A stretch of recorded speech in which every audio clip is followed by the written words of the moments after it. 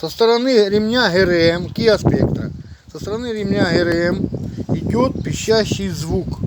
Но, когда машину глушишь, писк еще остается. Получается, что ролики и т.д. и т.п. мы уже меняли, и ленивый, и натяжной ролики меняли, а писк все равно остается. Но главное то, что ремень ГРМ уже и ролики не крутятся, а писк еще идет. Соответственно, где-то утечка воздуха, или ну, где-то какая-то, если знаете, подскажите. Вот сейчас демонстрирую. Да, сейчас покажем.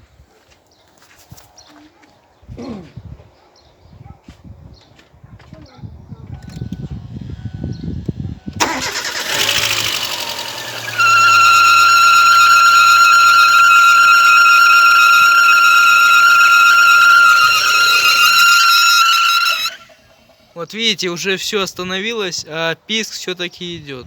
Несколько секунд еще писк. Да, да.